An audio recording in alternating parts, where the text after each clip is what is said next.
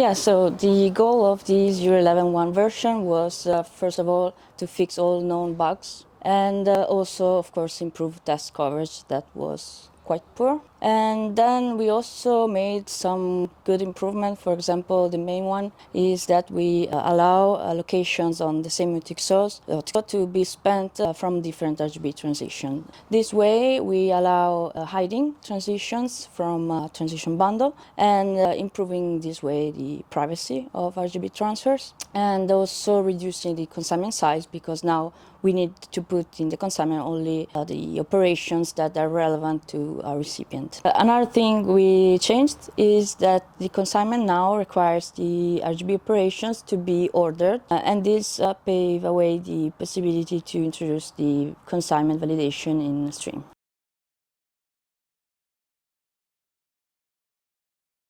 Okay, so first of all, we have some code reduction in mind and simplification, especially of the validation logic, because it needs to be audited.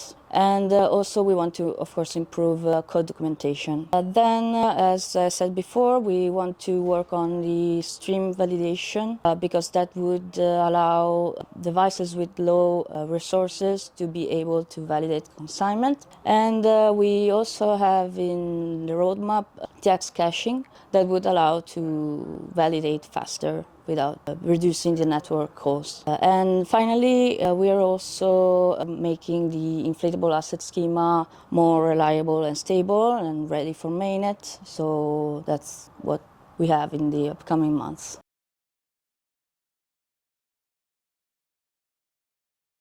Okay, so there are a lot of things we have in mind for Erlang. I would say the main ones are multi-asset payments, because they would improve the liquidity, allowing, like, for example, someone having Bitcoins to pay an USDT invoice without even having USDT.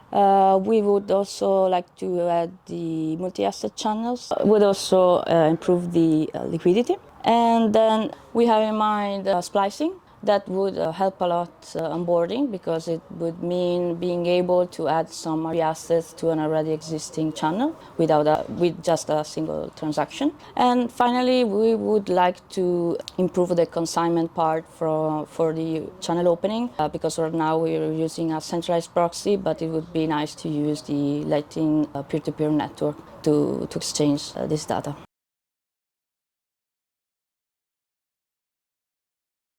So in the broader future, I think we're going to see RGB on Arc, which we think there's a lot of demand for it, but of course also on other layer 2 protocol existing or future. Also, I think we're going to be on Liquid and other UTXO-based chains. And finally, I think we're going to see some swaps, atomic swaps between different chains, like cross-chain swaps of assets.